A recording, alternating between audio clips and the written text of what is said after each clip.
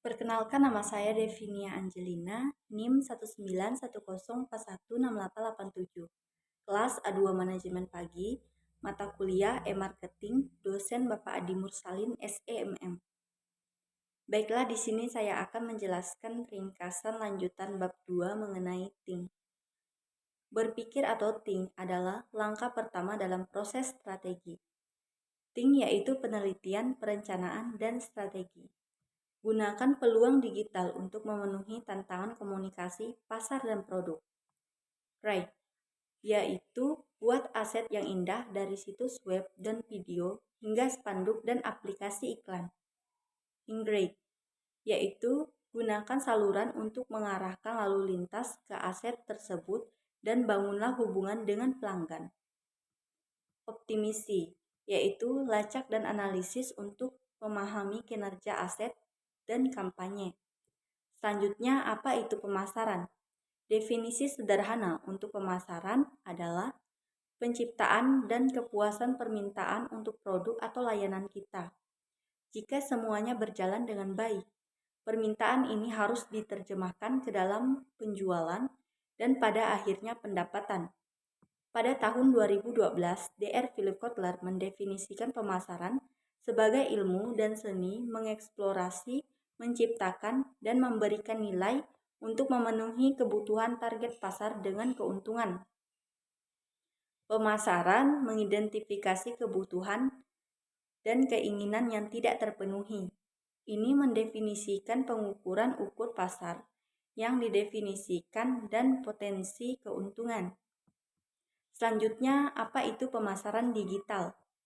Jika pemasaran menciptakan dan memenuhi permintaan, pemasaran digital mendorong penciptaan permintaan menggunakan kekuatan internet dan memenuhi permintaan ini dengan cara-cara baru dan inovatif. Internet adalah media interaktif. Hal ini memungkinkan untuk pertukaran mata uang, tetap lebih dari itu, memungkinkan untuk pertukaran nilai. Selanjutnya, memahami strategi pemasaran. Yang pertama, strategi bisnis dan merek. Merek adalah kapal nilai dalam pemasaran ini. Merek tersebut membenarkan mengapa bisnis itu penting dan apa nilai tambahnya bagi kehidupan kita. Yang kedua, strategi pemasaran. Tujuan dari strategi pemasaran adalah untuk mengatasi tantangan atau tujuan bisnis atau merek yang telah diungkapkan. Strategi yang efektif melibatkan pembuatan serangkaian keputusan yang diinformasikan dengan baik tentang bagaimana merek, produk, atau layanan yang harus dipromosikan. Merek yang berupaya menjadi segalanya bagi semua orang beresiko menjadi tidak fokus atau kehilangan kejelasan proporsi nilainya. Berikut adalah beberapa pertimbangan dan alat untuk melakukan analisis situasional merek kita. Yang pertama, memahami lingkungan. Lingkungan adalah konteks keseluruhan atau dunia luar di mana bisnis berfungsi. Ini bisa melibatkan apa saja, mulai dari ekonomi global, seberapa bagus kinerja mata uang lokal saat ini. Setiap merek akan memiliki lingkungan spesifik yang perlu dipertimbangkan berdasarkan pada jenis produk atau layanan yang dihasilkannya. Yang kedua, memahami bisnis. Ada beberapa model pemasaran yang dapat digunakan untuk memahami bisnis dan merek yang kita tangani. Karena sangat penting bagi semua pesan pasaran untuk merangkum identitas dan tujuan mereka. Ini merupakan langkah yang sangat penting. Yang ketiga, memahami pelanggan. Di internet, perjalanan konsumen tidak linear. Sebagai gantinya, konsumen dapat terlibat dengan merek kita dalam berbagai cara, misalnya di saluran perangkat atau seluruh pemasaran sebelum melakukan pembelian.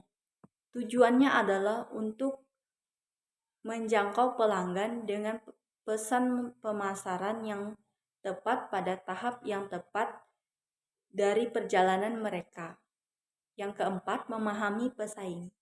Akhirnya, penting untuk mengetahui siapa lagi yang memasarkan ke pelanggan potensial kita, apa yang mereka tawarkan, dan bagaimana kita dapat menantang atau belajar dari mereka. Di internet, pesaing kita bukan hanya mereka yang bertujuan untuk mendapatkan uang pelanggan kita. Mereka juga orang-orang yang menarik perhatian pelanggan kita. 1. Strategi pemasaran digital. Strategi pemasaran digital dibangun berdasarkan dan mengadaptasi prinsip-prinsip pemasaran tradisional menggunakan peluang dan tantangan yang ditawarkan oleh media digital. Strategi pemasaran digital harus terus berulang dan berkembang. Karena internet memungkinkan umpan balik dan pengumpulan data yang hampir instan. Pemasar digital harus terus mengoptimalkan dan meningkatkan upaya pemasaran online mereka. Strategi pemasaran digital saat ini ditawarkan tidak hanya sejumlah besar kemungkinan taktis baru, tetapi juga cara yang belum pernah terjadi sebelumnya untuk mengukur efektivitas strategi dan taktik yang dipilih. Selanjutnya, blok bangunan strategi pemasaran. Teknik-teknik pembangun berikut akan membantu kita menyusun strategi pemasaran baik online maupun offline. Yang pertama, analisis 5 kekuatan Kotler.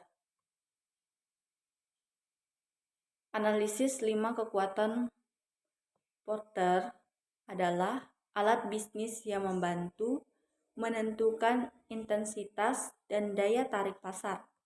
Rendahnya batasan internet untuk masuk berarti banyak bisnis baru yang muncul online. Menyediakan pilihan yang hampir tidak terbatas bagi pelanggan. Yang kedua, 4P. 4P pemasaran membantu kita menyusun komponen yang berbentuk penawaran, pembeda, dan pemasaran merek.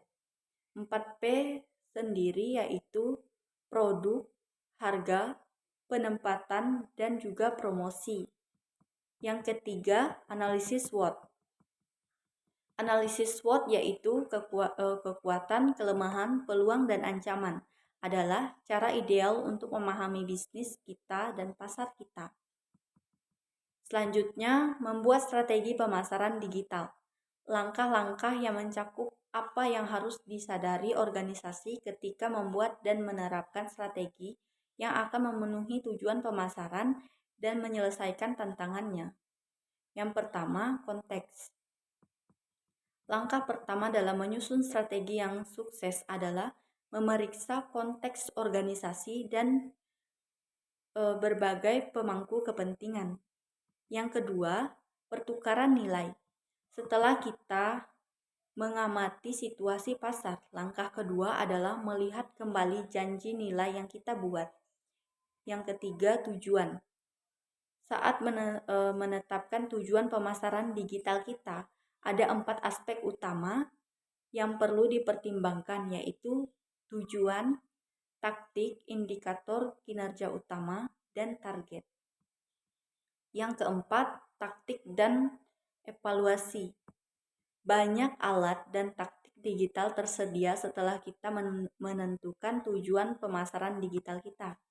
Setiap taktik memiliki kekuatannya, misalnya akuisisi, memperoleh pelanggan baru. Paling baik didorong oleh iklan penelusuran, sementara email adalah salah satu alat paling efektif untuk menjual lebih banyak produk ke pelanggan yang sudah ada. Selanjutnya, yang kelima, pengoptimalan yang sedang berlangsung.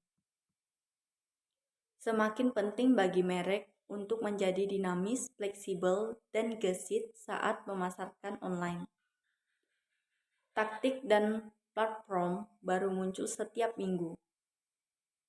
Perilaku pelanggan berubah seiring waktu dan kebutuhan dan keinginan orang-orang dari merek berevolusi ketika hubungan mereka tumbuh.